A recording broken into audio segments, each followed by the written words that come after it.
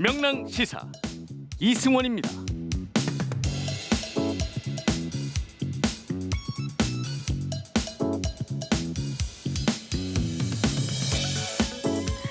네, 가끔 일상생활에서 생기는 일이죠. 사과를 받긴 했는데 뭔가 찜찜할 때가 있습니다. 상대방이 분명 미안하다 이렇게 이야기를 하는데요. 전제를 달거나 너도 책임이 있잖아 이렇게 말할 때 말이죠. 오늘 국민의힘 김종인 비상대책위원장이 전직 대통령들이 사법 처리된 것에 대해서 공식 사과했습니다. 대국민 사과문에는 사과, 사죄, 용서, 반성과 같은 단어가 10여 차례 반복됐었죠. 하지만 당내에서는 이를 비판하는 의견들이 거침없이 지금도 나오고 있습니다. 이번 사과는 김종인 개인이 아니라 당의 이름을 걸고 하는 것일 텐데요. 조금은 헷갈립니다. 안녕하세요. 이승원입니다.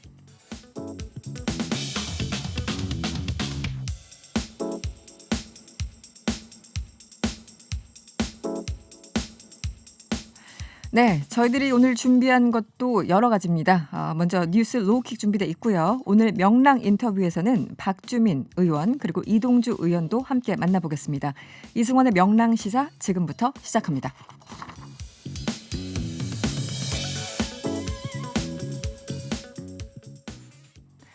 네, 더불어민주당 박주민 의원 전화로 연결돼 있습니다. 나와 계시죠?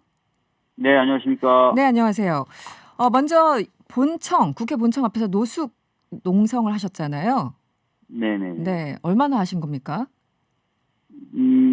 본청 처마 밑에서 잔 거는 6일 잤습니다. 6일, 이 추운데요. 예전에 국회의원 되기 전에는 100일 가까이도 잤었어요. 예, 당시 저도 사진을 보고 이분이 과연 직업이 변호사인가 의심했던 적도 있습니다. 네. 네. 그 어떤 일로 노숙 농성까지 하셨는지 먼저 그거부터 물어볼게요. 네, 뭐 잘 아시겠지만 지금 현재 세월호 참사 그리고 가습기 살균제 피해 사건을 조사하고 있는 사회적 참사 진상규명특별위원회라는 기구가 있어요. 네네.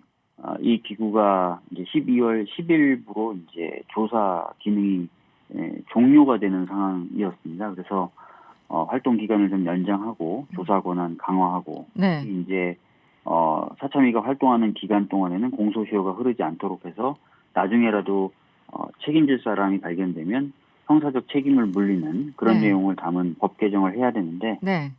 잘 안 돼서 뭐 좀 압박도 하고 이렇게 할 겸 노숙했습니다. 네. 어쨌든 국회를 통과했죠. 네네. 네. 알겠습니다. 오늘 당장 뭐 여러 가지 이슈가 있습니다만 윤석열 총장의 징계위가 열리고 있습니다. 지금도 진행되고 있는데요.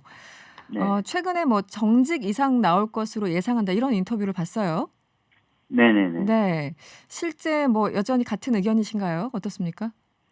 예, 그렇습니다. 애초에 이제 징계 절차에 들어가게 된 이유로 법무부가 제시한 게 6가지 사유였어요. 네네.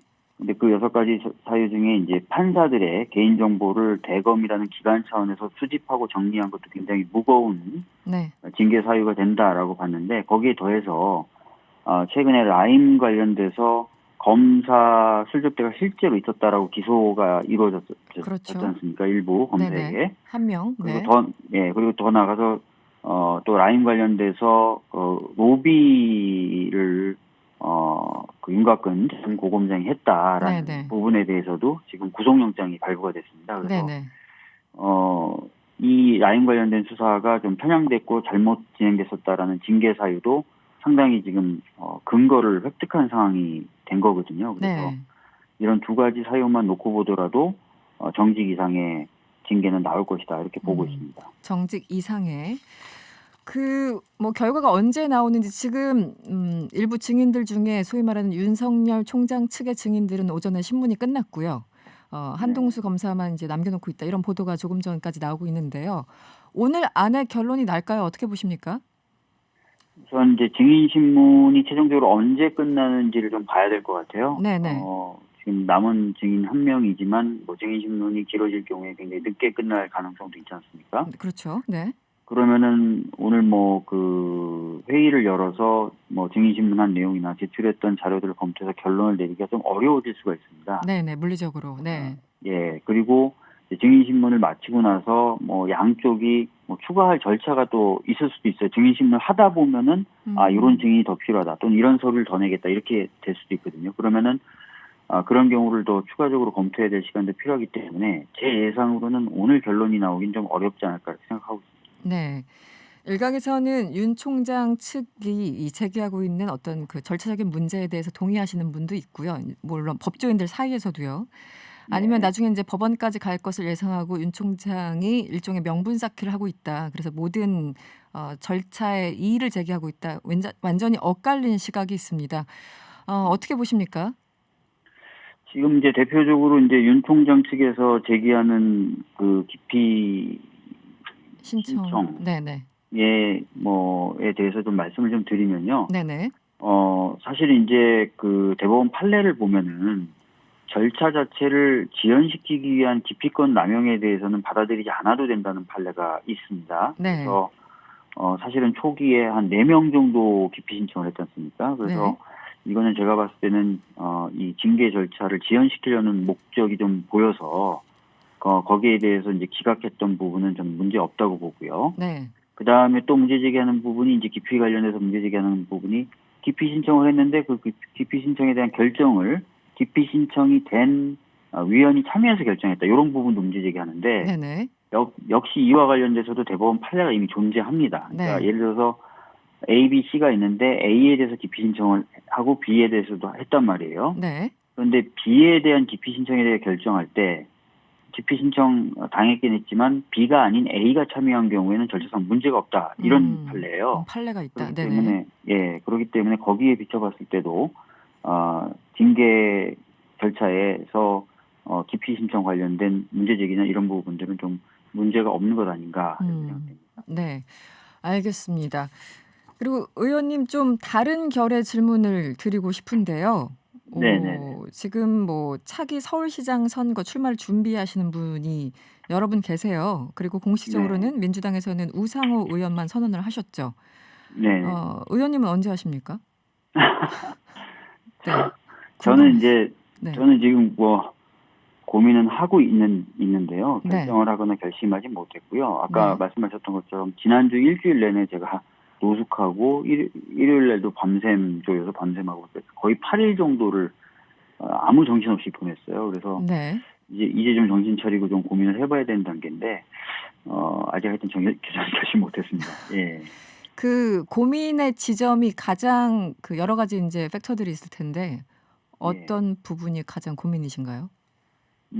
제가 뭐 다른 방송에 나와서 인터뷰할 때도 말씀을 드렸는데요. 우선은 네네. 제가 이제 사참위법 개정을 좀 마무리 지어야 되는 그런 제 자신과 약속한 네네. 또 많은 분들이 기대하시는 그런 소명이 있어요. 그래서 그 부분을 좀 마무리 지어야 되고요. 네. 지어야 됐었고요. 네. 두 번째로는 제가 서울시장에 도전하려면은 서울시장에 대해서 뭘 하겠다라는 것에 대해서 제 스스로 어느 정도는 확립된 어떤 그런 뭐 가치관이면 가치관, 네네. 큰 정책의 틀이면 정책의 틀이 잡혀야 되지 않습니까? 그래서 네.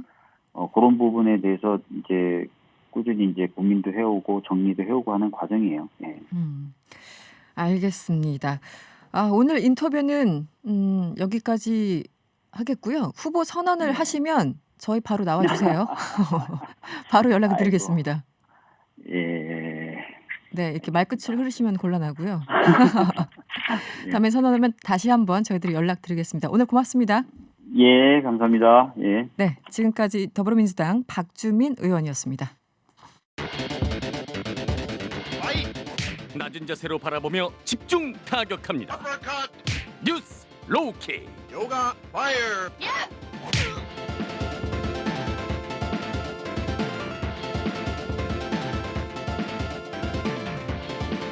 네, 오늘 가장 핫한 뉴스를 명랑 패널들이 짚어주는 뉴스 로킥 시간입니다. 함께 하실 분들 소개해드리죠. 정상근 기자 그리고 김준우 변호사 함께합니다. 어서 오세요. 안녕하십니까. 네, 지금 TBS 유튜브 채널에서 보이는 라디오로 함께 하실 수 있고요. 여러분의 의견 항상 기다립니다. 무료로 이용하실 수 있는 TBS 앱을 활용하셔도 좋고요. 짧은 문자 50원, 긴 문자 100원이 드는 샵 0951번으로 많이 의견 보내주세요. 뭐 윤석열 총장 징계위 2차 심의 오늘 오전부터 열렸고요.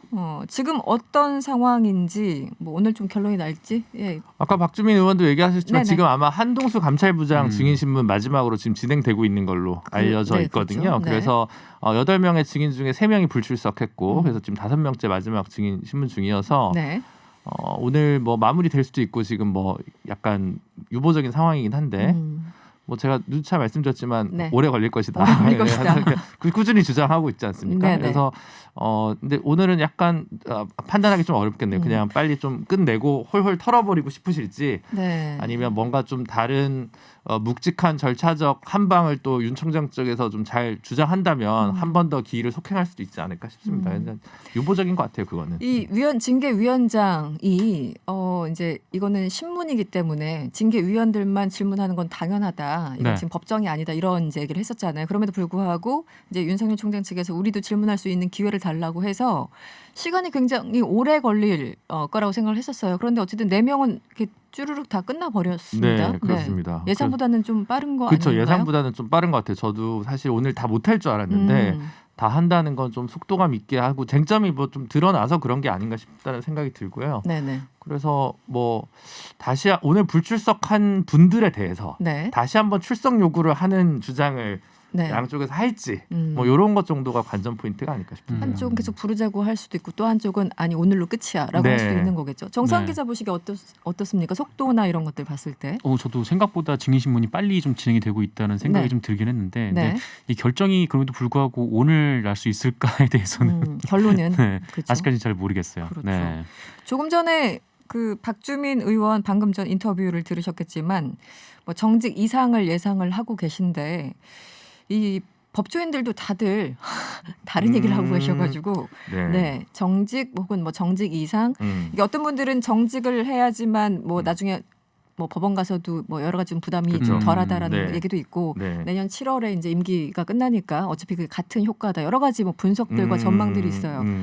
변호사님은 어떻게 보십니까? 저는 그 초창기부터 시사계에서 보기 드물게 소수설로 정직설을 꾸준히 맞아요. 주장을 해오고 소수 있었습니다. 의견 맞아요. 네, 그래서 솔직히 제가 예전에 그 나양욱 그 교육부에서 네네네. 개돼지 발언했던 분 네. 면직 받았는데 복직했었습니다. 네네. 그거 되게 저는 제가 변호사라면 되게 쉬운 소송이라고 생각하거든요. 당시에. 네, 그래서 제가 예를 들어 뭐 억만금을 줘서 예를 들어 윤석열 총장이 저한테 사건을 맡긴다. 네. 근데 해임이 나왔다. 네. 저는 성공보수 높게 책정할 것 같거든요. 음. 솔직히 법조인들 입장에서 보면 네. 어떤 분들은 아예 징계 사유가 안 된다고 주장하는 분들도 계시겠지만 저는 징계 사유에 해당한다고 보는 쪽이고 다만 그게 정직 6개월이다. 근데 이제 임기가 7, 8개월 남은 상황에서 네. 정직 6개월이 실질적으로 해임과 동등한 수준의 효과를 미치기 때문에 네. 이후에 만약 이 부분이 법원에서 행정소송에 다퉈질 경우 문제가 좀 발생할 수 있는 우려들이 있습니다. 그래서 네.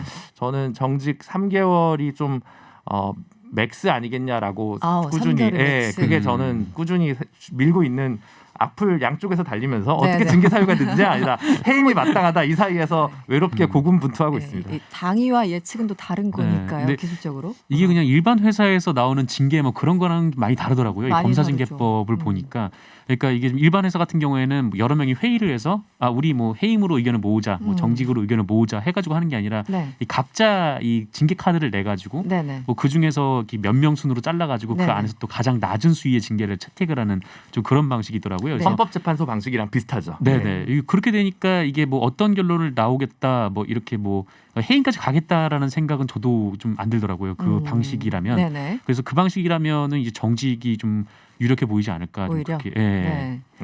그 청취자분들 이해를 쉽게 하기 위해서 말씀드리면 예를 들어 2명이 해임 의견을 냈는데 1명이 정직이었다. 네. 그러면 정직이 되는 겁니다. 유리한 방식으로 네. 좀 되는 그런 식으로 검사징계법 자체가 돼 있기 때문에 그 부분에서 또 그런 부분이 설득력을 가질 수 있을 것 같습니다. 네. 지금 징계위는 그 4명이 위원이 이제 4명이고 거기서 네네, 이제 4명이 과반이 찬성을 해야 되니까 3명 의견을 네네, 받아야 되고 그 그렇습니다. 3명 간에 가릴 때 낮은 수위 그러니까 네. 윤석열 총장에게 유리한 쪽으로 결론이 네. 난다. 그 설명을 해주신 네, 거죠. 맞습니다. 알겠습니다. 오늘 이 얘기를 또 해볼까요? 지금 코로나 상황이 심각하잖아요. 네. 수도권 엄청나게 심각한 건 맞습니다. 지금 국민의힘이 코로나 이 K 방역은 어디 갔느냐 정부를 굉장히 비판을 하고 있는데요. 구체적으로 어떤 지점을 야당에서 지적을 하는 걸까요? 그러니까 이게 한마디로 정리하면 지금 확진자도 많이 나오고 또 다른 나라에서는 지금 백신을 맞고 있는데 우리나라는 지금 백신도 없고 뭐 그래놓고 맨날 이제 K 방역만 자랑하느냐라는 네. 게 이제 국민의힘의 주장입니다. 그래서 네. 이 K 방역에 실체가 있냐 뭐 이런 얘기인데, 그래서 주호영 원내대표가 뭐 정부가 이제는 어떤 말로 국민을 현혹할지 걱정이 많다 뭐 이렇게 얘기를 했고, 또 그러면서 이런 시대에 무슨 주식 3천 시대 개막 같은 뭐 이런 희망 섞인 얘기를 하냐, 네네. 지금 이렇게 요약하자면 이런 주장을 하고 있습니다. 예, 대통령 발언이 너무 현실과 동떨어져 있다 이런 주장을 또 계속 하고 있는. 근데 거죠? 네. 그럼 대통령이 절망스러운 얘기를 해야 되는 건지는 좀 의문이긴 대체 합니다. 어떤 얘기를 하라고 하는 거냐? 네, 그런 부분이 있을 것 같아요. 그 이제 지지율이 조금 정체 상태, 지금 민주당 지지율 정체 상태가 있는데 그렇죠. 네. 그 부분에서 이게 뭐 부동산 정책 때문이냐, 뭐 추미애 장관, 윤석열 총장 갈등 때문이냐, 저는 네.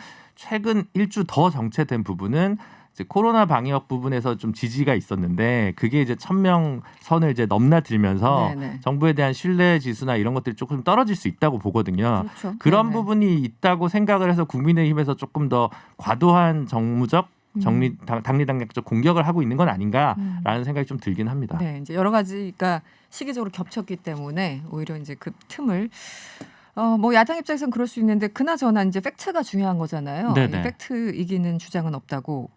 국민의힘이 K 방역 홍보에 1,200억 원을 썼다 이렇게 주장을 내놨는데 정부에서는 아니다. 67억 원이다. 너무 숫자가 차이가 나서요. 어떻게 된 겁니까? 네, 이 국민의힘 주호영 원내대표가 한 얘기고 지금 당 대변인들이 계속 좀 이어가고 있는 얘기인데, 네네. 그러니까 이 백신 확보 전쟁을 해야 될 이 시기에 이 K 방역을 홍보하기 위해서 1,200억을 썼다라는 주장이에요. 그래서 이 주장에 좀 근거를 찾기 위해서 여기저기 좀 봤는데 이제 무슨 근거인지는 저도 아직은 좀 못 찾은 그런 상태이고. 아직 정상근 기자 못 찾으면 못 찾은 거 아니에요?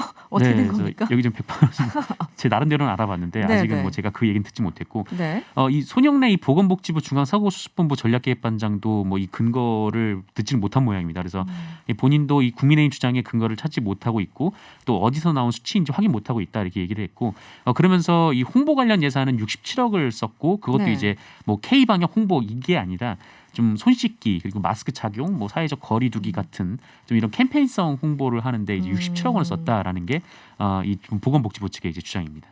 수치가 너무 차이가 나서 네, 너무 차이가 조금, 나가지고요. 네, 이걸 아무리 궁금합니다. 선회하려고 봐도 네. 내년도 예산 중에서 방역과 이제 코로나와 관련된 예산의 몇 프로가 홍보 뭐 이런 걸로 책정돼 있는 비율에 따라서 뭐 이거저거 붙여가지고 1,200억이 될 수 있을지 몰라도 예산을 보고 벌써 1,200억을 썼다라고 얘기하기에는 저도 어디서도 그거는 좀 찾기가 어려운 것 같아서 아직은 네, 좀 팩트 체크가 추후적으로 계속 팔로우업해서 할 필요가 있을 것 같습니다. 알겠습니다.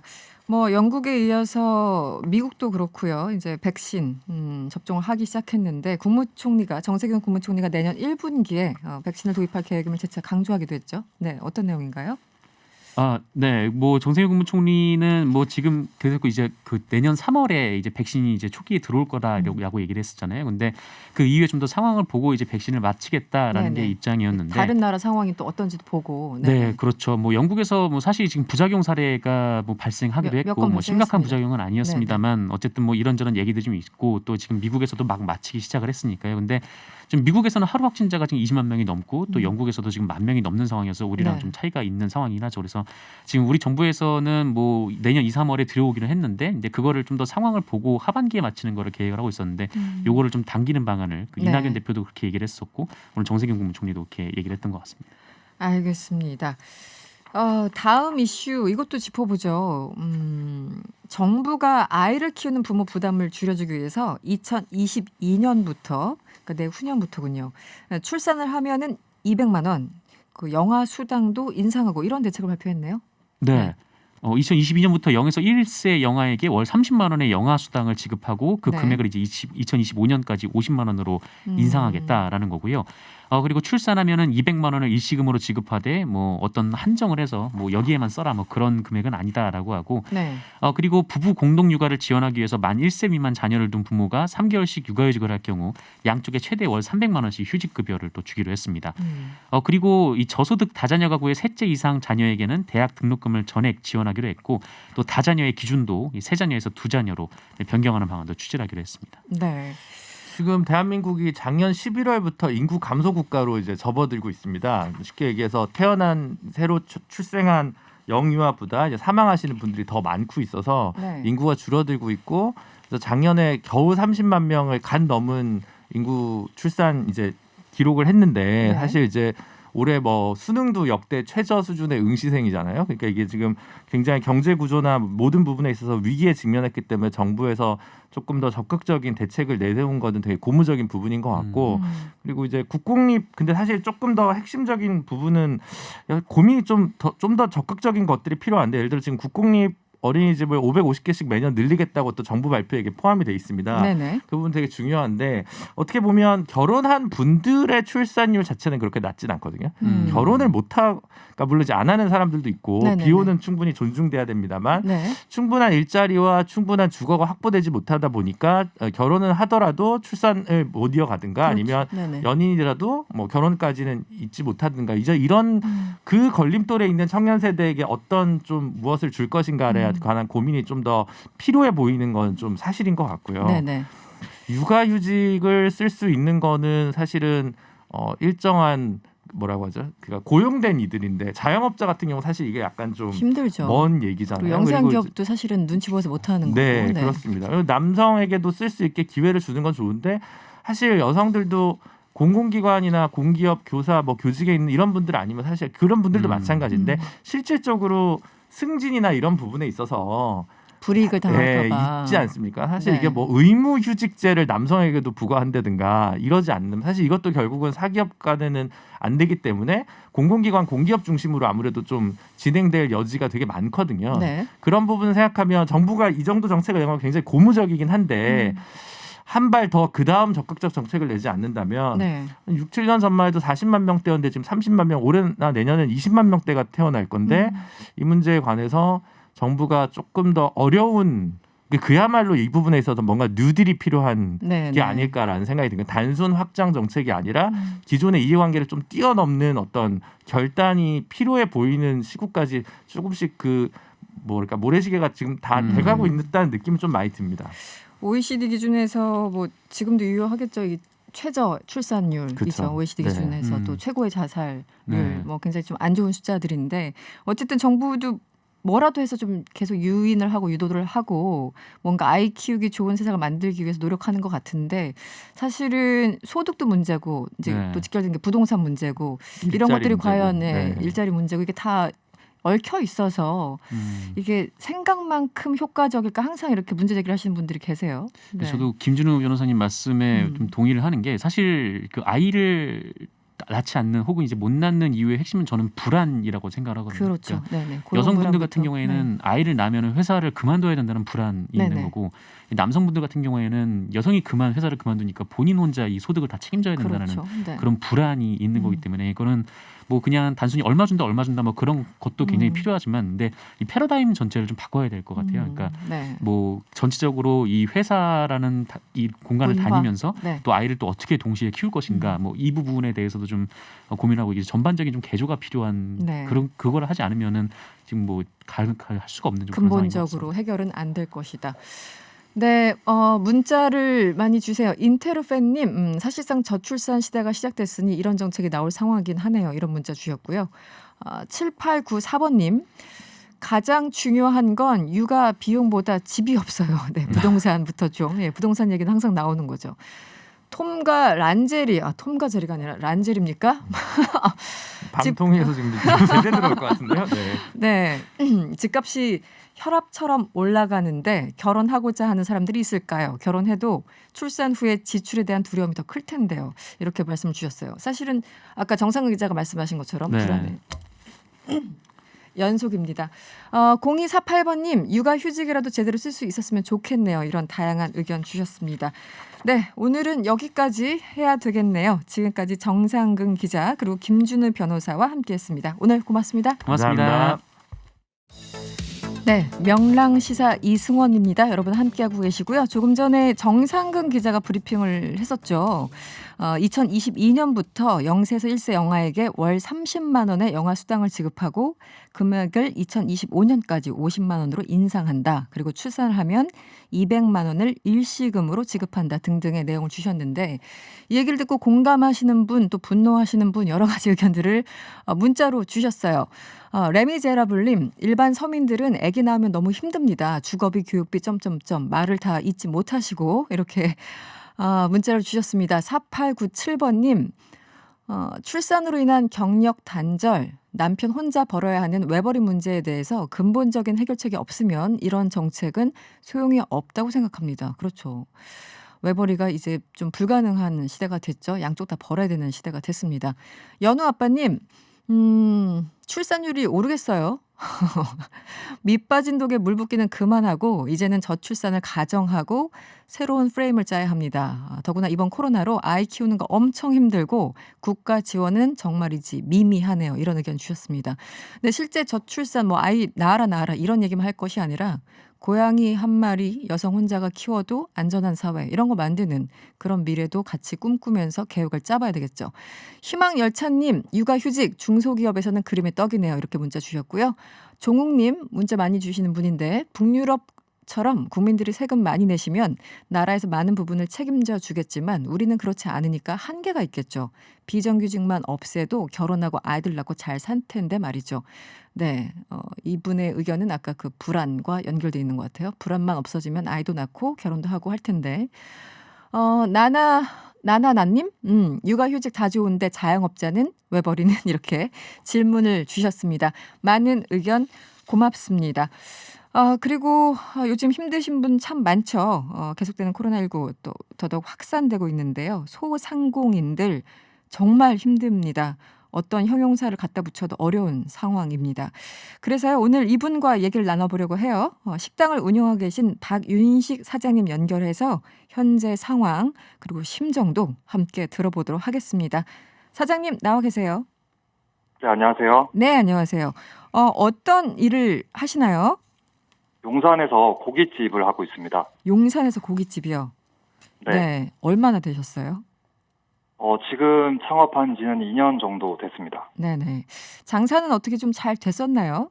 초기에 시작하실 때. 네, 불과 5월, 1월까지만 해도 음, 일 매출이 150만 원에서 200만 원 정도까지 꾸준히 났었습니다. 일 매출이요? 네네. 네. 근데 지금은 코로나가 생기고 나서부터는 보통 6, 70만 원이었고 코로나 단계가 설정이 되면 일 매출이 10만 원에서 20만 원까지 떨어집니다. 10분의 사실 1도 안 굉장히 되는. 네. 굉장히 힘든 상황이죠. 이게 지금 어떻게 버티고 계십니까? 뭐 임대료도 내야 되고 어쨌든 뭐 그 고용하는 뭐 아르바이트생 있으면은 월급도 줘야 되고 굉장히 네. 힘들잖아요. 어떻게 버티고 계십니까? 사실 버티던 거는 5월 달까지 버텼던 거고요. 네네. 지금은 거의 벼랑 끝에 내몰렸다고 할 수 있을 만큼 빚으로 생활을 계속하고 있습니다. 근데 이 빚이 제 생활비를 쓰느라 그랬다면 그나마 괜찮을 텐데 네네. 지금 계속 꾸준히 쌓이는 빚은 임대료를 내고 뭐 부가세, 소득세를 비롯한 4대 보험을 내느라고 네. 계속 빚이 쌓이고 있는 거죠. 이게 그러니까 가만히만 있어도 아무것도 안 해도 나가는 그 고정 비용들이 있잖아요. 매달 나가야 되는. 네. 핸드폰비도 내야 되고. 그러면은 뭐 같이 일하시던 분들도 많이 일을 좀 휴직하고 그러신 상황인가요? 참 그게 애매한 상황인데 네. 저만 생각하면 아르바이트 학생을 쉬게 하는 게 맞는데 이 학생이 어느 날 얘기를 하더라고요. 제가 지방에 올라와서 공무원 학원을 다니고 있는데 지금 여기를 그만두게 되면 다른 아르바이트를 구할 수도 없어서 학원을 못 다니게 된다. 네. 얼른 합격을 해서 부모님한테 효도를 하고 싶다라고 얘기를 하는데 차마 그만두라고 얘기를 못 하겠더라고요. 그래서 대신 좀 일하는 시간만 조금 줄여줄 수 있겠느냐 해서 네. 근무 시간만 조금 단축을 했습니다. 네. 사장님도 힘들지만 그 알바생도 얼마나 또 공부를 해야 되고 또 아르바이트도 해야 되고 생계도 유지해야 되고 정말 너무 힘든 그런 상황이군요. 지금 2.5단계가 유지되고 있고요. 또 이제 3단계 상향 논의 중이잖아요. 네. 이제 자영업 하시면서 장사하시면서 여러 가지 단계들 다 접하셨을 텐데 네. 지금 어떤 생각이신가요? 3단계 상향이 좀 어, 필요하다 이렇게 보시는 분들도 계시고 아예 그냥 하고 네. 빨리 이걸 좀 종식시키고 정상화하자 아니면은 3단계까지 올리면 너무 힘들다 여러 가지 또 의견이 분분하십니다. 네. 네. 애초에 뭐 이런 말씀을 드려도 되는지 모르겠지만 완전 방역을 하도록 힘쓰겠다고 정부에서 믿음을 처음에는 줬었고 네네. 그에 따른 효과가 있었다면 정부를 믿고 기다렸을 것 같아요. 지금은 1.5단계, 뭐 2단계, 2.5단계까지 상향을 하면서 네. 뭐 내일이 없이 계속 연장되고 또 연장되고 이젠 또 3단계까지 된다고 하니까 내일이 안 보이는 상황입니다. 음. 뭔가 힘들더라도 어느 정도 딱 종착 지점이 보이면 그래도 어떻게라든 네. 버틸 수가 있는데 네. 지금은 그게 아니라는 거죠. 그 막연한 상황이라 그렇죠. 힘드시다는 거죠. 네. 만약에 코로나가 끝난다고 해서 정상화된다고 한들 내년에 벌어들이는 수입은 올해 생긴 임대료 및 세금을 내느라 쌓인 빚을 갚는데 고스란히 써야 될 것 같고요. 그렇겠죠. 네. 만약에 내년이 또 정상화되지 않는다면 내년에도 임대료를 내고 세금을 내느라 또 빚이 쌓이겠죠. 뭐 희망이 보이지 않는 상태입니다. 지금 이제 가장 크게 고정비용 나가는 게 임대료일 것 같아요. 임대료 가지고 혹시 건물주와 트러블 같은 건 네. 없으셨는지 얘기를 좀 해보셨는지 어떻습니까? 저희 건물주께서 되게 좋으신 분이라 한번 얘기를 했었는데 네네. 그분도 여기 건물에 매입하느라 상당 부분 대출 이자가 있으시더라고요. 그렇겠죠 또. 네. 그래서 이 정도까지는 좀 깎아줄 수 있다 그래서 뭐 한 20% 정도는 깎아주셨는데 뭐 지금 상황에서 20%를 깎아주신다고 해서 큰 도움이 되는 건 아니지만 네네. 그 마음만은 되게 감사한 상황이죠. 아 그렇죠. 그래도 착한 임대. 네. 계속 빚을 내서 계속 유지하는 그런 상황이라고 말씀해 주셨잖아요. 그런데 네. 요즘 뭐 은행 대출이나 이런 것도 사실 쉽지 않아서 정부 지원은 어떻게 좀 받고 계신가요? 정부 지원은 뭐 재난지원금이나 네네. 뭐 용산구에서 줬던 재난지원금 가량 한 300만 원 정도 받았었는데 네. 전부 4대 보험이랑 임대료 내는 데 썼습니다. 아, 4대 보험과 임대료. 네. 네, 저희가 그래도 4대 보험 적용이 되는 사람이 한 5명 정도 되다 보니까 네네. 4대 보험만 한 달에 300만 원 정도 나가거든요. 아, 그렇군요. 네, 그건 임대료랑 4대 보험, 각종 공과금, 고정 지출비가 한 700 정도 됩니다. 네. 네, 그 4대 보험을 이 적용되는 그 고용인들이 지금 꽤 있으시군요. 아까 4대 보험을 계속 말씀하셔서 몇 분을 네. 책임지고 계신가 사실 좀 궁금했었는데 그 고정 비용도 네. 지금 만만치 않은 그런 상황. 이 자영업자 이제 한 2년 정도 용산에서 고깃집을 하셨다 그러셨죠? 네. 네. 지금 정부에게 바라는 점이 있다면 어떤 게 있을까요? 뭐 그 임대료 면제 어떤 법안이 추진 중인 걸로 알고 있는데 네네네. 그거는 또 다른 피해자가 생기는 거라고 생각을 하고요. 음, 얼른 정부에서 힘써서 뭐 쿠폰을 뿌리거나 뭐 이런 게 당연히 좋긴 하지만 그것보다 코로나를 끝낼 수 있는 네. 게 제일 먼저가 아닐까 생각을 합니다. 근본적으로. 네. 임대료를 면제해준다면 저희야 되게 고맙지만 또 저희 건물주처럼 또 다른 피해자가 생길 거라고 생각을 하기 때문에 네. 얼른 코로나가 종식됐으면 좋겠습니다. 네. 알겠습니다. 오늘 뭐 여러 가지 힘드실 텐데 인터뷰 응해주셔서 감사합니다. 네, 감사합니다. 네, 지금까지 박윤식 사장님이었습니다. 박용기님 문자 주셨어요. 이미 진작에 했어야 했던 거 자영업자들 죽습니다. 이런 문자 주셨고요. 3231번님 농가도 힘듭니다. 화훼 농사를 하는데요. 졸업 시즌 돌아오는데 꽃 소비는 없고 비대면 졸업했다가 졸업장도 개인별로 와서 가자고 하니 정말 힘듭니다. 그렇죠. 예전에는 졸업, 뭐 입학 이럴 때 꽃을 정말 많이 선물했는데 이제 그런 것도 좀 없어진 것 같아요.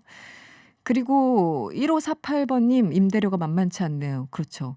장사하신 분들 모두의 고민인 것 같습니다. 듣고 계신 소상공인 분들, 자영업자들 많이 계실 텐데요. 뭐 방송 이후에라도 계속 의견을 주시면 저희들 계속 보고 있습니다. 짧은 건 50원, 긴 건 100원의 유료 문자고요. 샵 0951번을 활용하시면 되고요. TBS 앱은 무료입니다. 전국에 계신 자영업자분들 그리고 소상공인들을 위해서 응원의 의미로 저희가 오랜만에 노래를 하나 띄워드리겠습니다. 임재범의 이 또한 지나가리라. 네, 음악을 들려드리겠고요. 저는 3부에서 임대료 멈춤법을 발의한 민주당 이동주 의원을 만나보겠습니다. 그리고 또 하나 있죠. 화요일마다 찾아오는 코너 달콤 살벌한 토론 살살합시다까지 저희들 다양하게 준비되어 있습니다. 잠시 후 3부에 뵙겠습니다. 이승원입니다. 명랑시사 이승원입니다. 명랑 이승원입니다. 명랑시사 이승원입니다. 명랑시사 이승원입니다.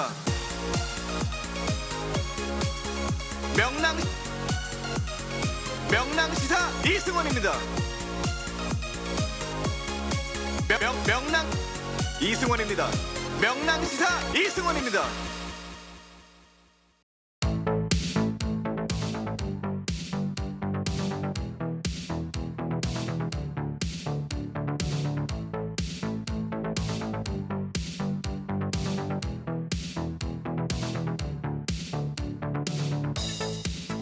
네, 명랑시사 이승원입니다. 3부 문을 열었습니다. 앞서 2부에서는 코로나19 확산 속의 자영업자의 현실이 어떤지 실제 사장님 만나서 얘기를 들어봤죠. 이어서 이른바 임대료 멈춤법을 발의한 이동주 더불어민주당 의원 만나보도록 하겠습니다. 의원님 안녕하세요. 네, 안녕하십니까. 네. 이동주입니다. 안녕하세요. 그 임대료 멈춤법 이 이름만 들으면 굉장히 파격적이다 이런 느낌이 드는데요. 네. 일단 어떤 내용인지 그리고 취지를 짧게 설명해 주시면 어떻습니까? 네. 지금 이제 코로나19가 아주 3차 대유행으로 수도권에서부터 많이 번지고 있습니다. 전국적으로요. 네. 그러다 보니까 이제 2.5단계에서부터 임차 상인들 중에서는 집합금지나 영업 제한 조치를 많이 받고 있습니다. 네.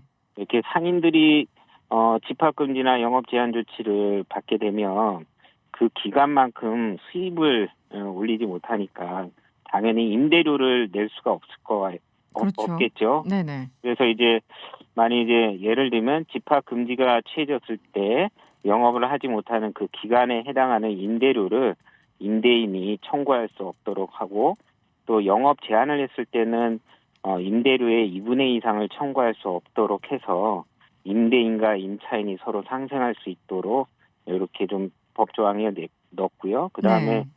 임대인도 어쨌거나 이런 임차료 수입이 줄어들게 되니까 그 비용에 대해서 금융 비용이 생길 수 있습니다. 네. 이제 담보대출에 대한 원리금 상환 기한을 연장시켜주거나 그다음에 이자 상환을 유예시켜주든가 이런 좀 인센티브를 제공해주는 것을 내용으로 해서 개정안을 좀 발의했습니다. 기본적으로 조금 전에 이제 그 지금 식당 운영하시는 사장님한테 얘기를 들은 걸 그대로 전해드리면 네. 이제 그 건물주가 그래도 좀 신경을 써주셔가지고 한 20% 임대료를 적게 받고 계시다. 그런데 네. 문제는 그분도 건물 살 때 임대를 끼고 대출을 받아서 샀기 때문에 당장 그렇죠. 그분도 이제 네. 문제가 있다. 이런 직접적으로 이 임대료를 내고 있는 사장님이 이제 이런 걱정을 하시는 거예요. 어떻게 보면 건물주 걱정이기도 한데 이런 네. 상황은 어떻게 보십니까? 어쨌든 피해를 보시는 분들 맞잖아요. 그 건물주가 됐든 누가 됐든. 네, 그렇습니다. 그래서 사실은 저희가 이제 지난 4월 5일서부터 착한 임대료 운동이라고 하는 것을 네. 사회적으로 이제 동참하는 분위기를 좀 만들었는데 아무래도 그런 임차인을 배려하는 착한 임대인 중에서는 그 건물을 담보로 해서 금융 비용을 이미 지불하고 계신 분들이 계시니까 네네. 아무래도 그 사회적 동참이라는 것이 제한적일 수밖에 없었고요. 네. 저희가 파악하기로도 현실적으로 그거는 취지는 좋은데 많이 이제 어떤 대중적인 흐름을 만들기가 제한적이더라고요. 그래서 이 법을 통해서 임차인들 보호도 좀 더 적극적으로 하고 거기에 동참하는 임대인들한테는 이런 세제 지원이나 금융 비용에 대한 지원을 내용으로 해서 법적으로 보장해주자 이런 취지라고 말씀드릴 수 있겠습니다. 네.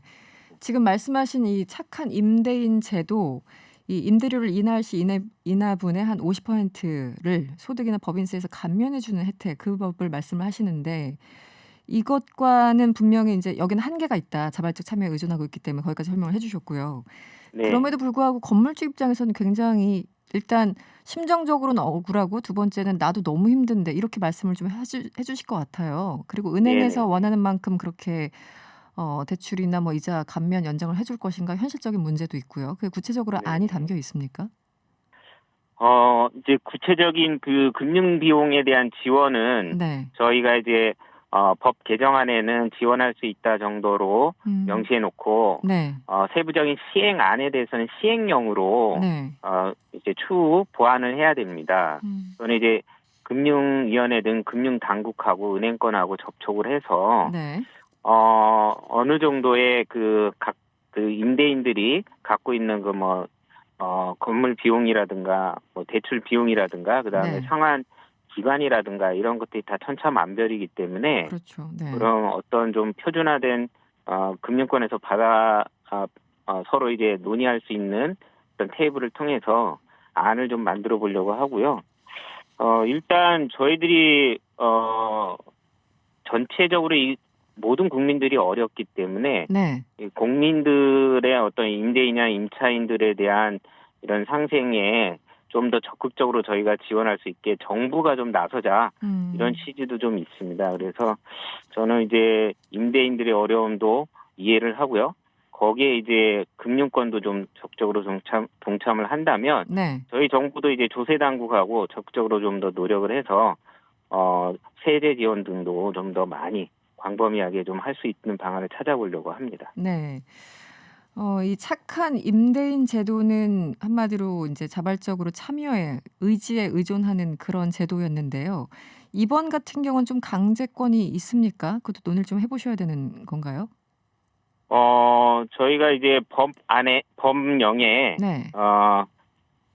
그 집합 제한으로 네. 영업을 못했을 경우에 그 일수만큼의 임차료를 청구해서는 안 된다 이렇게 문구를 박아 넣었기 때문에 해서는 안 그 된다. 자체로는 네네. 그 자체적으로는 강제성이 있는데 요거를 어겼을 때 발생하는 어떤 임대인의 의무를 다하지 않았을 때 처벌 조항은 이게 민법이라는 차원에서 봤을 때는 이게 처벌 조항을 넣지는 어려웠습니다. 그래서 오히려 이제 어겼을 때 처벌 조항보다는 저희가 이제 9월 달에 국회에서 한 차례 상가임대차보호법이 개정이 됐는데 네네. 거기에 보면은 임차인이 차임 감액 청구권을 행사할 수 있도록 돼 있습니다. 네. 그래서 만약 이제 임대인이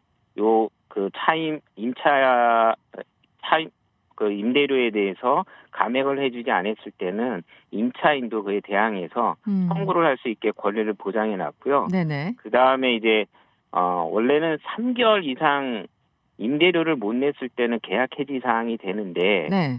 저희가 마찬가지로 9월달 법을 개정 시에 6개월 동안 그러니까 내년 한 3월까지는 네. 코로나 상황에서 3개월 이상 6개월까지 임차료가 연체가 되더라도 계약 해지를 못하도록 이렇게 해지 방어권이 넣어놨습니다. 그러다 네네. 보니까 임대인의 입장으로서는 영업 제한 영업 업종의 집합 금지 업종에 대해서 상생 차원에서 임대료를 감액해주거나 면제해주거나 아니면 임차인들이 차임 감액 청구권을 해오더라도 이거를 계약 해지로 방어할 수가 없는 이런 구조가 지금 돼 있기 때문에 좀 준강제적으로 사실은 이 법에 응해야 되지 않을까 이렇게 좀 판단하고 있습니다. 네.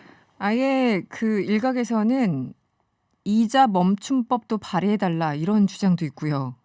네네. 정부가 세금 걷어가는 거 그것만 좀 줄여도 부담이 좀 덜하다. 여러 가지 의견이 있습니다. 그러니까 이런 법을 이제 시행을 하면 관련된 혹은 유사한 데에서 같은 목소리가 나오기 마련인데 이런 주장들은 어떻게 보십니까? 일리 있다고 생각합니다. 네. 특히 이제 그 세제에 대한 감면, 실제 지금 일부 지자체에서는 재산세에 대해서 100% 감면해주는 지자체도 있고요. 네네. 이거 뭐 아까 저희가 사회적 동참 착한 임대인 운동에서부터 임대인들이 50% 임차료를 이제 감면해주면 거기에 인센티브로 소득세를 공제해주고 있는데, 네. 저는 그 대상과 그 폭을 저희 조세당국하고 이참에 좀 논의를 해서 적극적으로 참여하는 임대인한테는 좀 더 그 혜택의 폭을 좀 줘야 된다고 생각됩니다. 네. 그러면 아무래도 이 임대료 때문에 발생하는 이런 갈등이나 이런 사회적으로 좀 이 분위기를 좀 바꿀 수 있다고 생각합니다. 네. 보통 이제 이런 경우 유럽 같은 데는 조금 강력하게 어떤 부동산이나 이런 것 이제 사유재산에 대한 제한, 침해라고 주장을 하지만 유럽 같은 경우에는 또 강력하게 제한하는 그런 법 조항들이 있습니다. 유사한 사례가 있습니까? 네, 뭐 영국에서도 보면은 네네. 이제 인센티브를 주면서 어떤 은행의 대출에 대한 이자나 상환 기간을 유예시켜 주면서 이제 이런 그 임차인들에 대한 지원을 임대인들이 좀 참여할 수 있도록 하고 있고요. 네. 캐나다나 호주나 미국에서도 심지어는 비슷한 제도들이 시행되고 있습니다. 네. 그래서 이제 아무래도 코로나 위기가 전 세계에 퍼져 있는 팬데믹이다 보니까 이러한 임차인과 임대인의 문제에 있어서 사적인 계약 관계이지만 정부가 나서서 이런 것들을 좀 지원을 해주면서 네. 상생하는 모델을 만들고 있다라고 생각이 듭니다. 해외 사례는 그렇고 그런가 하면요. 정의당에서는 건물주, 임차인, 국가 네. 각각 3분의 1씩 부담하자 이런 해법도 나오고 있습니다. 이런 안에 대해서는 어떠십니까? 네, 뭐 저희가 비슷한 부분도 있고요. 네. 뭐 구체적으로 그 세대 재원 마련과 그다음에 이제 어떻게 3분의 1씩 어떤 영역에서 이제 지원 정책을 만들 것인지 이런 부분들은 서로 좀 열어놓고 네. 소통할 수 있다고 봅니다. 네. 네. 의원님 그 항의 전화는 많이 안 받으셨습니까? 많이 받고 있습니다. 주로 어떤 네. 건가요? 주로 이제 앞에 말씀하셨던 그 임대인들의 재산권에 대한 권리 침해로 네. 많이 얘기도 좀 듣고 있습니다. 네네. 이제 그거는 이제 저희가 충분히 오해를 풀어드리고 있고요. 또 하나는 또 이제 오히려 이제 좀 더 격려 전화도 많이 받고 있습니다. 반대로 네. 네네네. 그래서 이참에 좀 가려운데 잘 긁어주셨다라는 얘기도 좀 듣고 있고요. 네. 그래서 가능하면 저희가 두루두루 이런 고통분담이라는 차원에서 임차인들의 어떤 생존권 문제가 중요하고 이런 때 경제적 약자층을 우선 중요하게 놓고 이 문제를 풀어가겠지만 임대인들의 손해도 가능하면 저희가 보호할 수 있도록 이렇게 잘 살펴보겠습니다. 네. 저희가 사실 사무실에 전화를 여러 차례 해서 섭외를 좀 요청드리고 싶었는데 전화가 계속 안 됐어요. 지금 말씀하시는 거 보니까 항의 전화 때문에 전화를 못 받고 계셨던 건 아닐까 추정해 봅니다. 의원님 의견 들으시면서 4708번님 전세 상한제와 같이 임대료 상한제도 반드시 해야 합니다. 이런 의견도 함께 주셨습니다. 네. 알겠습니다. 오늘은 시간이 다 돼서 여기서 마무리를 해야 되겠습니다. 오늘 고맙습니다. 예, 고맙습니다. 네, 지금까지 더불어민주당 이동주 의원이었습니다. 네, 돈과 함께 하고픈 분들을 위해서 매일 5분 여러분을 찾아갑니다. 주식계 요정이죠. 염블리 이비스트 투자증권의 염승환 차장 만나봅니다. 나와 계시죠? 네, 안녕하세요. 네, 오늘은 또 어떤 종목들의 빨간불, 파란불이 들어왔는지 궁금합니다. 네. 오늘은 일단 이제 증시는 뭐 코스피가 좀 하락을 하고 코스닥이 상승을 했는데 네. 여기서 뭐 딱 나타나시기 좀 큰 종목들은 좀 하락을 했고요. 좀 가벼운 종목들이 좀 올랐다고 좀 보시면 좋을 것 같고 네. 특히 이제 오늘 장도 되게 좀 특이한 게 그동안 좀 그 개인 투자자분들이 올해 주식을 정말 많이 샀는데도 네. 정말 어디서 이렇게 돈들이 들어온지 모르겠는데요. 네네. 오늘도 정말 굉장히 왕성한 네. 식욕을 좀 자랑하시면서 개인 투자분들이 외국인 기관의 매물을 다 받아가면서 증시를 이끌어주고 있습니다. 그래서 사실 오늘 장중에 지수가 한번 급락을 했었거든요. 네네. 근데 개인 투자들의 매수가 들어오면서 오후에 결국 코스닥은 상승세로 네. 마감을 했습니다. 그래서 그만큼 지금 개인들의 그 투자 심리가 좋다라고 보시면 좋겠고, 그러다 보니까 좀 중소형주 쪽으로 시장 분위기가 많이 형성이 돼 있다, 이렇게 보시면 되겠습니다. 그리고 네. 업종으로는 오늘 IT가 되게 좋았는데요. 특히 최근에 좀 부진했던 이제 섹터가 삼성전자, 하이닉스 같은 대형주는 좋았는데, 그 밑에 있는 이제 밸류체인이라 그러죠. 장비나 소재를 공급하는 반도체 중소형주, 아니면 디스플레이 중소형주, 네네. LED 관련주들은 되게 부진했는데, 오늘은 모처럼 좀 활짝 웃었습니다. 이쪽 반도체, 디스플레이, LED 관련 기업들이 좀 급등세를 보였는데, 반도체는 이제 삼성전자하고 하이닉스가 내년도에 아마 설비 투자를 많이 할 것이라는 이제 그런 기대감이 좀 작용을 했고, 네. 디스플레이가 좀 강했던 이유는 이제 LCD 일본에 LCD 공장이 하나 있거든요. 그 유리기판을 만드는 엔니지라는 회사가 있는데, 그 회사가 5시간 동안 정전이 됐다고 합니다. 그러니까 정전이 되면 유리 생산이 안 되잖아요. 네네. 그러면 결국 그 패널 공급이 안 되거든요, LCD. 그 공급이 당연히 줄면 어떻게 되겠습니까? 가격은 튀겠죠, 위로. 네네. 그래서 수요는 좋은데 공급이 줄어든다는 이제 그런 얘기들이 나오면서 LCD 관련 기업들이 이제 오늘 좀 주가를 상당히 좀 크게 좀 상승하는 그런 모습들이 나왔고, 이게 우리 한국만 그런 게 아니라 네네. 대만의 유명한 AUO라든가 이런 이제 LCD 만드는 업체들도 네. 다 같이 급등을 하면서 오늘은 디스플레이 쪽이 좋았고요. 그리고 LED 관련주들도 오늘 좋았는데, 왜냐하면 삼성전자가 내년에 미니 LED라고 있거든요. 그러니까 기존 LED보다 굉장히 작게 네. 만든 LED인데, 그거를 이제 TV 뒤쪽에다 이제 광원으로 사용을 하는 건데, 네. 이렇게 하면 굉장히 화질이 좋아진다고 하는데, 네. 그거를 이제 내년도에 신규 출시를 한다고 합니다. 그러니까 그런 것들이 나오다 보니까 오늘 LED 관련주도 굉장히 좀 분위기가 좋았다라고 좀 말씀을 드리고 싶고, 네. 좀 하락했던 섹터는 그동안 많이 올랐던 건설, 조선, 바이오, 이쪽이 악재가 있었다기보다는 네. 이들 섹터들은 워낙 좀 최근에 많이 올랐기 때문에 그렇죠. 네. 가격 좀 부담 때문에 하락을 했다, 이렇게 보시면 좋을 것 같습니다. 네. 몇 시간의 정전이 이렇게 파급 효과를 엄청나게 내는군요. 네네. 알겠습니다. 내일은 어떤 분야를 조금 눈여겨봐야 될까요? 일단 이제 내일도 그냥 개별 기업 장세가 좀 저는 계속 펼쳐지지 않을까. 네. 일단 좀 그렇게 보고 있고, 이제 아무래도 코로나 확진자 수가 워낙 급증하니까 밖에 나가기는 정말 어려운 상황이기 때문에 계속 집에 있는, 그러니까 집에서 뭔가 했을 때 사람들이 경제 활동을 했을 때 돈을 버는 그런 회사들, 특히 대표적인 게 이제 인테리어 회사들 있잖아요. 네네. 인테리어나 리모델링하는, 실제로 올해 이제 코로나가 확산되고 나서 인테리어 회사들 실적이 굉장히 많이 좋아졌는데, 네. 이게 여기서 바로 끝나는 게 아니라 올해 겨울까지는 계속 이어질 가능성이 높습니다. 그래서 집을 꾸미는 수요들은 앞으로 계속 더 늘어날 수밖에 없기 때문에 가구업체라든가 아니면 또 가전업체도 좋겠죠. 네. 그런 이제 우리 흔히 말하는 스테이 앳홈, 집에서 생활하면서 사람들이 많이 머물 때 좀 돈을 벌 수 있는 그런 섹터들이 내일은 한번 좀 부상하지 않을까, 그렇게 좀 보고 있습니다. 네. 어제 말씀하셨던가요? 이 식음료 쪽, 음식 쪽 얘기를 하셨던 것 같은데 오늘은 네. 어땠나요? 음식료도 오늘 분위기는 나쁘지 않았습니다. 왜냐하면 이제 음식료도 마찬가지인 게 HAMR이라고 가정 간편식, 그렇죠. 네. 집에서 많이들 드시잖아요. 근데 네. 집에서 요리하기 힘들고 밖에서 못 먹으니까. 근데 요새 맛도 워낙 좋으니까요. 네네. 그러니까 이제 이런 편의점 같은 데서 많이 사시는데, 코로나와 어차피 올 겨울은 같이 갈 수밖에 없다 보니까 네. HMR에 대한 수요는 계속 늘 것 같고, 그리고 음식료주들이 대부분 좀 주가들이 싼 편이거든요.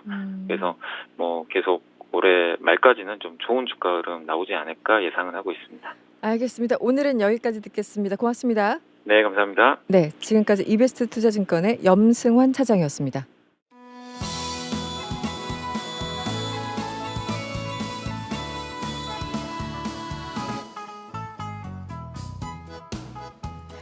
네, 지구의 말에 귀 기울여 보는 시간이죠. 구해줘 지구 코너입니다. 오늘은 새로운 분을 모셨어요. 에너지 전환 관련 책도 쓰시고 번역도 하시고 무지하게 바쁘신 한국과학기술기획평가원 김선규 박사님 나오셨어요. 어서 오세요. 네, 안녕하십니까. 네, 제가 잠깐 이 캠페인 나갈 때 어떻게 좀 날씨도 추운데 어떻게 오셨냐라고 질문을 드렸더니 심각한 일이 있으셨더군요. 지금 4색이 돼서 오셨는데 네. 전기차를 타고 오다가 전기가 부족해서 혹은 부족할까 봐 히터를 못 틀고 이 추운 겨울에 그냥 오셨다고요? 그렇게 사색이 되신 겁니까? 어떤 상황이 발생한 거죠? 그 전기차를 미리미리 충전을 충분히 했었어야 됐는데 네. 사실은 한 100km 정도 여유가 있게 충전이 되어 있는 상태였는데요. 출발하실 때 100km. 네. 근데 날씨가 추워지면 전기차 전비라고 그러는데 연비가 안 좋아집니다. 그렇게 되다 보니까 네. 난방을 켜니까 도착을 못하는 거리밖에 남지 않더라고요. 아. 근데 충전을 하게 되면 시간이 걸리니까 방송에 늦게 되잖아요. 네. 그래서 난방을 끄니까 50km가 더 추가가 돼서 가까스로 올 수 있을 것 같아서 네. 한 2시간 동안 난방을 틀지 않고 왔습니다. 2시간 동안 그 냉방차에 계신 거예요, 거의? 네, 손도 시렸고 지금 입도 지금 얼어가지고 네, 지금 말을 방송하실 수 있어요. 네, 열심히 해보겠습니다. 아니 근데 2시간 어디서 오신 건데요? 제가 있는 기관이 네. 지금 충북 혁신도시에 있다 보니까 거기서 전기차를 끌고 오시다가 이렇게 지금 알겠습니다. 네, 지금 그래서 얼굴이 상당히 얼어 있습니다. 네, 혹시 제가 이제 이 질문을 다시 한번 드린 이유는 전기차를 모시는 분들이 요즘 꽤 많이 늘어나고 있으니까 이런 상황을 염두해 두셔서 추운 날은 정말 빵빵하게 전기차 충전을 해야 된다. 그런 말씀을 다시 한번 드립니다. 조심하셔야 되겠고요. 네, 추울 때는 에너지가 확 준다. 9748번님, 와, 교수님이 그야말로 그린 뉴딜이네요. 이렇게 문자를 주셨습니다. 네, 오늘 에너지 전환에 대해서 이야기를 박사님이 준비를 해오셨는데요. 일단 듣기만 해도 머리가 아파요. 이 에너지를 바꾼다는 의미 같긴 한데 편하게 설명을 좀 해주시면 어떻습니까? 에너지 전환? 네, 에너지 전환하면 말 그대로 에너지를 바꾼다는 의미인데요. 네. 일단 에너지를 공급하고 생산하는 방식부터 사용하는 방식을 전부 다 바꾼다는 의미를 담고 있습니다. 근데 사실은 이제 에너지 전환하면 되게 어려운데 쉽게 말하면 에너지를 계속 우리는 바꿔왔습니다. 네. 뭐 예전에는 나무를 쓰다가 뭐 석탄도 썼고요. 그리고 이제 석유도 썼고 네. 또 뭐 천연가스도 쓰고 그렇죠. 뭐 이걸 가공해서 전기로 바꿔 쓰고 이런 식으로 바꿔왔는데요. 네네. 지금까지 말씀드린 부분이 이제 과거에 어떤 200년 동안 거쳐왔던 에너지 전환이라면 네. 이제는 기후 변화 위험이라든지 그런 지속 가능성과 환경을 위해서 네. 새롭게 추진되고 있는 이제 에너지 전환에 대해서 말씀드리고자 합니다. 뭐 말씀드리니까 사실은 우리 나무 땔감부터 시작을 해가지고 항상 에너지 전환은 있었던 건 사실이군요. 네. 그 에너지 전환 그래도 이제는 좀 지구를 살려보자 이런 의미에서 에너지 전환이 계속 추진이 돼야 되는 거잖아요. 또 기술도 필요하고 보통 에너지 관련 기사 이제 보면은 뭐 발전, 에너지 믹스 뭐 이런 단어들이 나와요. 이 단어들 사실 읽으면서 좀 아직은 익숙하지 않아서 좀 어려운데요. 어떤 내용인지 설명을 좀 먼저 에너지 믹스가 어떤 걸 얘기하는지 설명을 좀 해주실까요? 네. 네. 사실 이제 우리가 다양한 에너지를 사용하고 있잖아요. 석탄도 사용하고 석유도 사용하고 가스도 사용하는데 네. 그런 믹스라는 게 섞여 있다라는 뜻인데 그런 자체가 에너지 구성원의 어떤 그 구성 상태 그런 거를 에너지 믹스라고 하고요. 네. 그래서 에너지 구성원 이런 식으로 표현을 하기도 합니다. 그래서 사실은 이제 제가 새로운 에너지 전환에 대해서 어떻게 설명하면 좋을까 싶어서 네. 그럼 대한민국 정부가 에너지 전환 정책을 추진하기 때문에 그런 정책이 나와 있는 사이트가 있어요. 네. 그래서 정책 위키에 있는 그 내용을 이제 말씀드리려고 하는데요. 정책 위키 이게 정부의 자료들이 나와 있는. 네, 정부의 주요 어떤 정책들이 소개된 사이트가 정책 위키라고 구글이나 뭐 이렇게 치시면 쉽게 나오는 사이트인데요. 네. 거기에 에너지 전환을 치면 되게 복잡합니다. 말씀하신 것처럼 뭐 발전 믹스를 넘어 전체 에너지 믹스 최적화와 저효율 소비 개선, 에너지 산업 육성 등을 포괄하는 에너지 전반 혁신을 의미한다. 네. 전력 생산 과정에서 시민의 참여와 이익을 권장하는 에너지의 민주화도 포함된다. 되게 복잡하고 어렵게 설명을 했는데요. 네. 네. 이제 에너지 민주화요. 네. 네. 그래서 점차 미궁에 빠지고 있어요 지금. 네. 너무 어렵죠. 정부 설명은 아무리 들어도 너무 딱딱하고 친절하지가 않아가지고요. 읽다가 지치는 경우가 있는데 일단 에너지 믹스를 다시 좀 그 말씀을 해주시면 네. 지금 우리 1차 에너지원 개념 뭐 어떻습니까? 얼마나 쓰고 있죠? 뭐 석유, 석탄 등등. 일단은 방금 1차 에너지원이라는 또 어려운 단어를 쓰셨는데요. 네네. 1차 에너지원은 말 그대로 첫 번째로 그냥 직접적으로 사용하는 에너지원의 형태를 말을 하고요. 네. 그래서 그냥 어떻게 보면 우리가 쉽게 사용하는 이제 화석 연료들, 석탄, 석유, 가스 이렇게 구성이 되어 있는데 네. 생각하시는 것처럼 우리는 화석 연료를 상당히 많이 사용을 하고 있습니다. 네네. 그래서 석유가 가장 많이 33% 정도 가량 되고요. 네. 석탄이 27%, 네. 가스가 한 24% 정도 돼서 전체 85% 정도가 화석 연료를 사용하고 있습니다. 근데 말씀드린 것처럼 화석 연료는 온실가스를 배출하기 때문에 네. 어떻게 보면 이 85%나 차지하는 이 부분을 바꿔 나가야 되는 그런 필요성이 있는 거죠. 그러니까 한마디로 이제 이산화탄소 배출을 줄이는, 그러니까 지금 85% 화석 연료로 구성되어 있는데 이것을 확 줄이자. 기본적으로 에너지 전환의 기본적인 취지는 이제 그런 거고요. 네.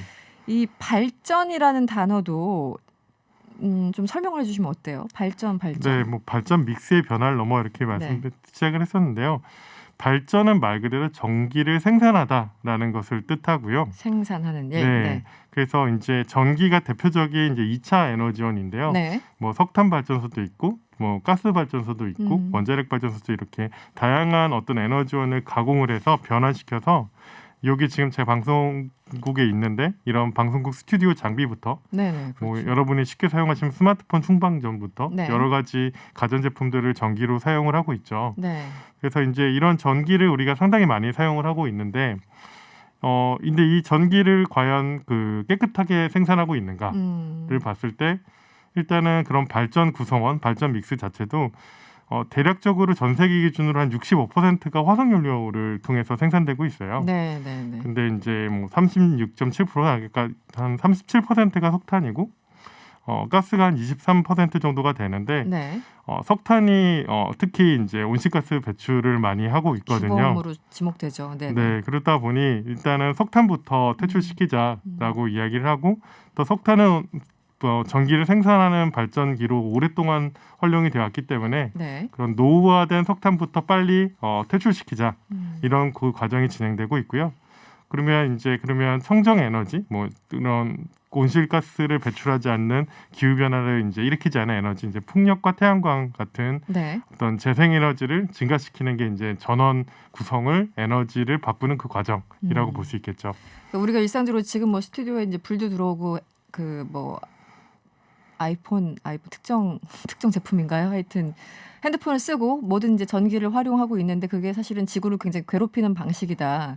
그래서 이 화석 연료를 최대한 줄이는 방향으로 지금 추진이 되고 있다. 여기까지 좀 설명을 주신 것 같고 한마디로 온실가스를 배출하지 않는 에너지원으로의 변화.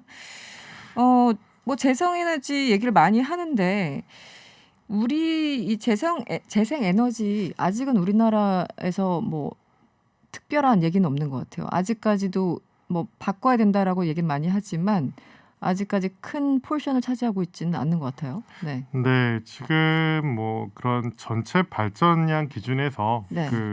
순수히 풍력, 태양광 기준으로 말씀드리면 3%에서 5% 정도를 이제 태양광과 풍력이 차지하고 있고요. 풍력은 되게 미미하고 대다수가 이제 태양광이고. 네네네. 그 숫자도 사실은 최근 3년 동안 빠르게 증가한 숫자예요. 네. 그 전에는 사실 우리가 생각해 보면 태양광이라고 보이는 그런 재생에너지 형태가 사실 5년 전만 해도 거의 보이지 않았거든요. 네. 우리나라 같은 경우엔.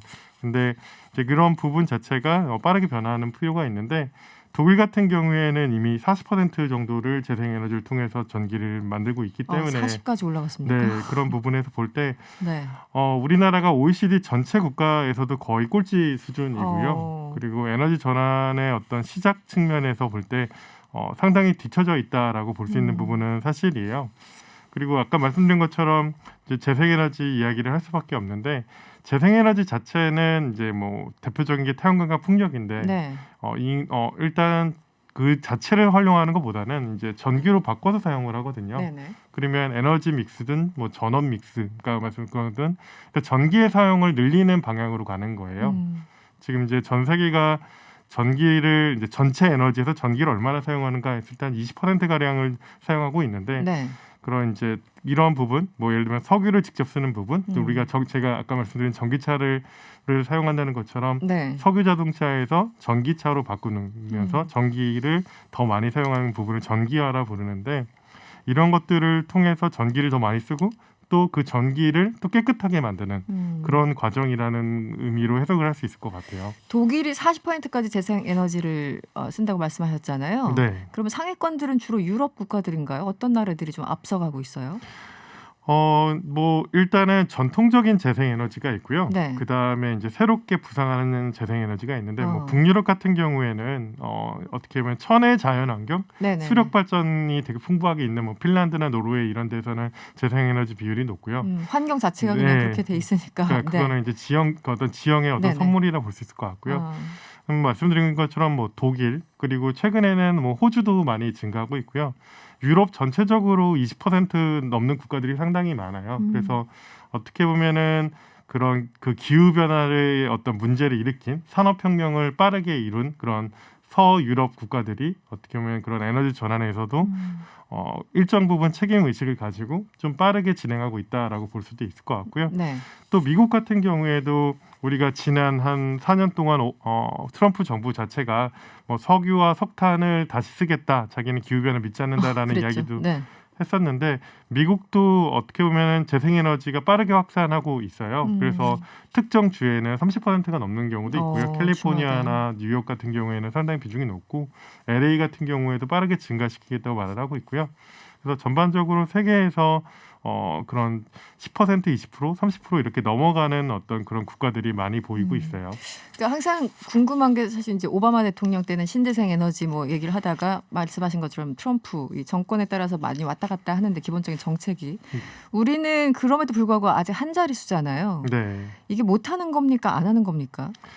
사실은 좀 아쉬운 측면이 있어요. 네. 그러니까 어떻게 보면 아까 전에 오바마 정부 말씀을 해주셨는데 네. 사실 이제 지금 코로나 위기가 있었던 것처럼 그거와 비할 바가 아닌 게 돼버렸지만 한 12년 전 2008년에 금융위기가 있었고 그렇죠. 그런 네. 금융위기를 극복하는 그 과정에서 미국과 유럽에서는 그런 지금의 어떤 그린 뉴딜 어떻게 네네네. 보면 재생에너지를 빠르게 확대하는 에너지 전환에 대한 움직임이 있었고요. 그렇죠. 네. 그때 이제 유럽과 미국에서 재생에너지를 지원하는 많은 법률이 통과되고 또 실질적으로 세금을 지원한다든지 아니면 직접적으로 재생에너지를 설치하는 가정에게 어떻게 보면 지원금을 준다든지 주고 네. 독려를 했죠. 네. 그런 식으로 형식으로 빠르게 보급이 시작됐고요. 근데 네. 우리나라 같은 경우에는 2008년에 녹색 성장이 있었어요. 아, 네. 근데 녹색 성장 자체는 전 세계적인 어떻게 보면 흐름에 어떻게 보면 어떻게 보면 올라탔다라고 네네.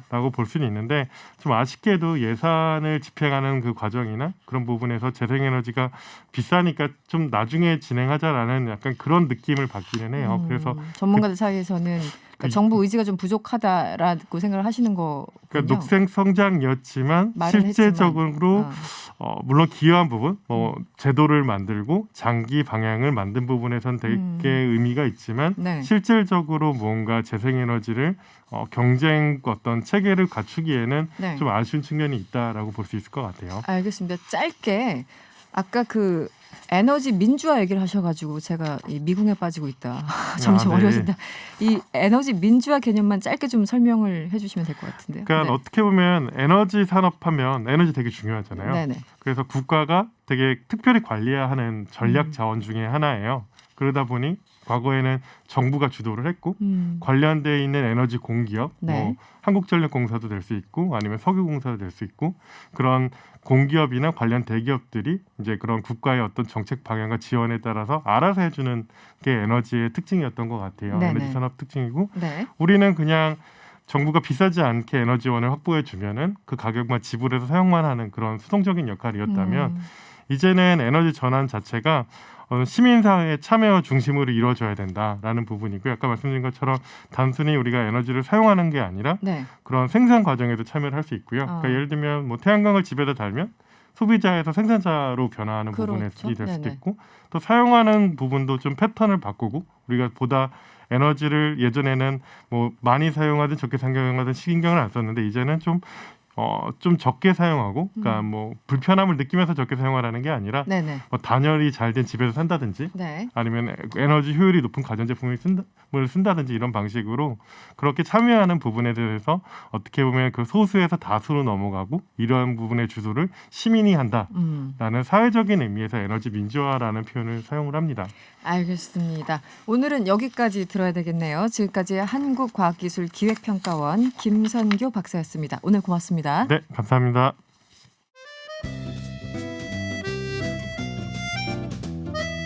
명랑시사 환경 칼럼 지구를 지켜라.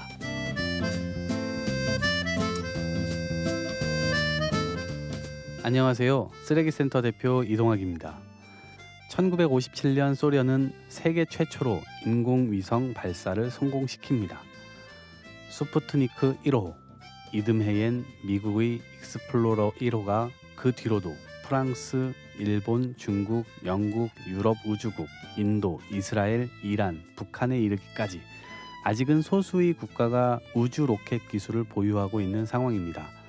그러나 첫 위성 발사 이후 60여 년 이상의 세월 동안 우주로 쏘아 올려진 위성은 실패 횟수를 제외하고도 5,450회에 달합니다. 고장난 위성이나 충돌로 인해 잔해물, 우주정거장에서 발생한 공구 등 우주 쓰레기의 무게만 8,400톤으로 추정됩니다. 크기는 10cm 이상, 10cm 이하, 1cm 이하 등으로 분류하고 있는데 현재 10cm 이상의 쓰레기는 1만 8천 개 이상으로 추정되며 미국의 전략사령부 산하 합동우주운영센터에서 이를 정기적으로 추적하고 있습니다. 그러나 10cm 이하의 파편과 그보다 더 작은 1cm 이하의 파편들은 수조 개가 넘을 것으로 추정되고 있어 문제를 심화시키고 있습니다. 이것이 문제인 이유는 쓰레기들이 궤도를 따라 도는데 그 속도가 초속 7.9에서 11.2km에 달한다는 것입니다. 이는 시간당 속도로 환산하면 무려 4만 km에 이르는 엄청난 속도입니다. 아주 작은 파편이라 할지라도 이 속도로 부닥치면 멀쩡한 인공위성이 손상되거나 박살이 날 수 있습니다. 인간에 의해 더럽혀진 우주 쓰레기는 어찌해야 하나요? 환경 칼럼 지구를 지켜라. 내일 다시 오겠습니다.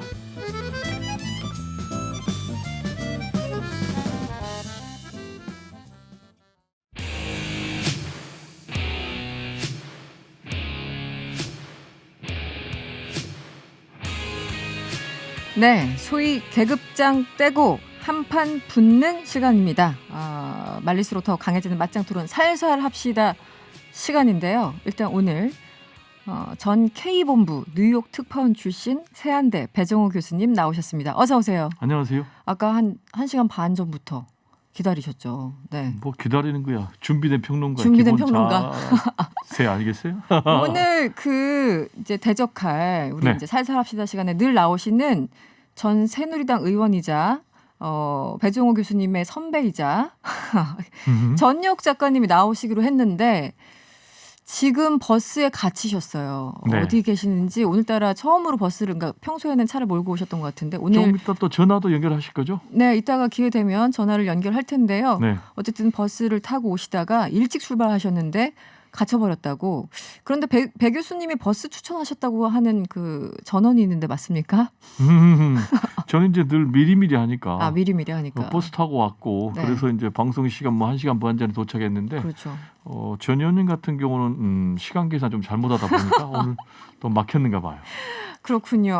어쨌든 이렇게 그 방송 남겨두고 뭐 회의가 됐든 뭐가 됐든 이런 게 또 이제 생방송의 묘미니까요. 네, 버스에 갇히면 참 서로 난감한데요. 어쨌든 여러분 이해를 좀 해주시고 저희들이 사실 이제 그 방송 기자 출신들이시니까 양쪽 분들에게 1분 30초간 발언 기회를 주겠다라고 오늘 작정을 하고 딱 준비를 했는데 네. 한 분이 안 오셔가지고 오늘 배 교수님께서 그냥 10몇 분 동안 계속 제가 또 스스로 균형을 네.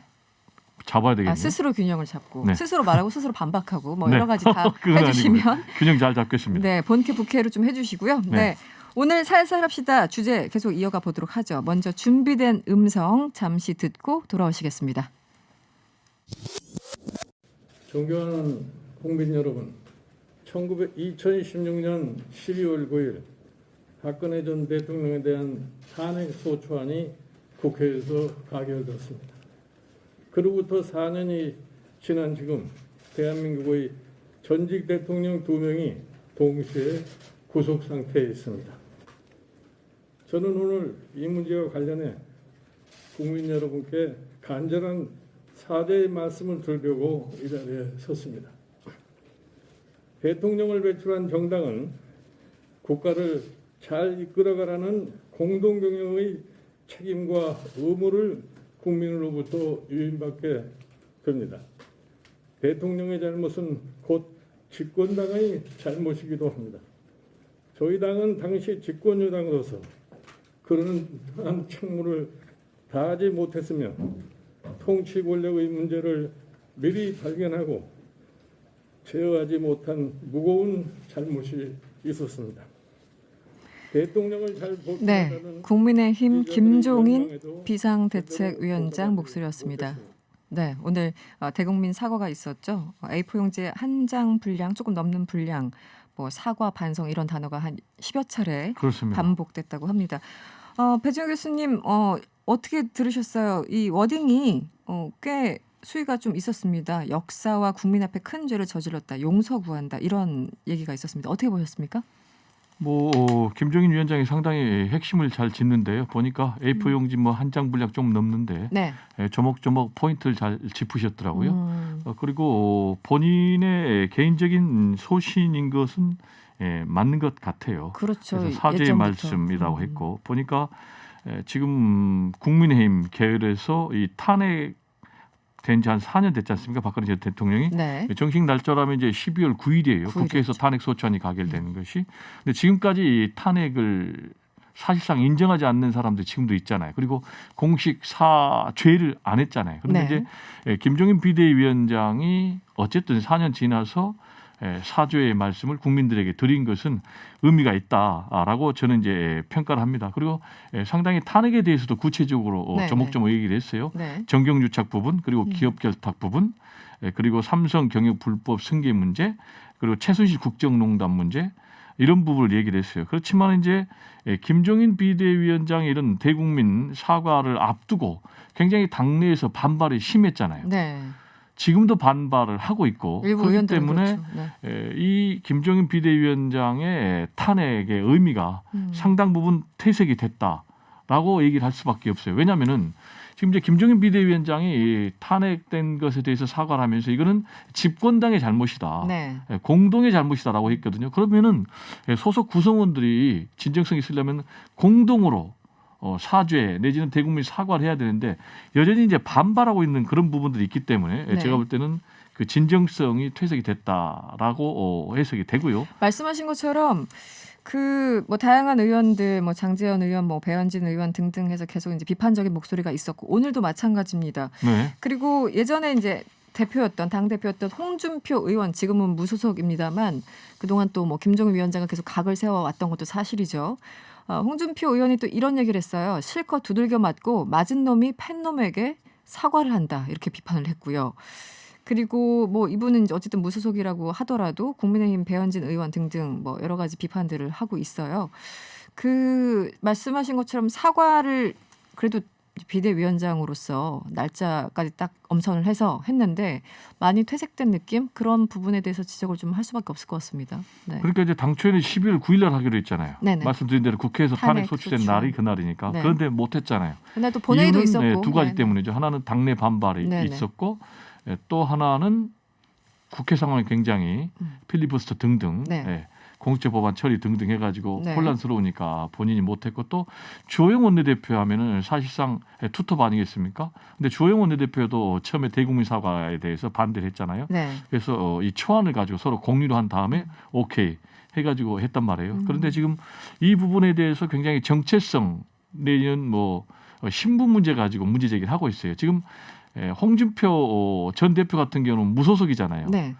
근데 입당을 하고 싶잖아요. 복당을. 네. 그래야만이 자기가 이제 앞으로 대권 도전할 수 있으니까. 그런데 지금 김종인 비대위원장이 안 시켜주잖아요. 그렇죠. 그러니까 사이가 안 계속해서 좋죠. 김종인 비대위원장 흔들기를 하고 있는 거죠. 네. 그래서 이제 홍준표 전 대표 퀴즈라고 할 수 있는 배현진 의원이 네. 뜨내기가 무슨 사죄를 하느냐 사과를 하느냐 뭐 무책임한 뜨내기의 문제 변이다. 제기를 하고 있고요. 그리고 이제 네. 아시겠지만 김종인 비대위원장이 이 사과를 하는 것도 좀 모양새가 웃기긴 해요. 왜냐하면 비대위원장이긴 하지만 네. 이분이 원조 보수라고 할 수는 없잖아요. 민주당에서 또 비대위 대표로 했잖아요. 양쪽 다 계셨죠. 네. 그러니까 이런 분이 사과를 하니까 특히 이제 재밌는 게 민주당의 정청래 의원 같은 경우는 네. 서울시 지하철 사고가 나면 네. 시장이 사과하는 게 맞지 네. 무슨 말단 하급 공무원이 하느냐 또는 뭐 지하상가 점포 주인이 하느냐 또 이렇게 상당히 조롱성이 비난을 했는데요. 네. 어쨌든 김종인 위원장은 분명히 본인의 어떤 그 진정성을 담아서 또 소신을 담아서 했을 테지만 어쨌든 당 전체가 받쳐주는 모습은 아니어서 약간 그 사과의 어떤 퇴색이랄까요? 여러 가지 좀 문제가 지금도 지적이 되고 있는데요. 예를 들면 8672번님 문자를 주셨어요. 사과의 진정성을 국민들이 공감하도록 하는 것은 앞으로 어떻게 하느냐에 달려있다고 봅니다. 이런 의견 주셨고요.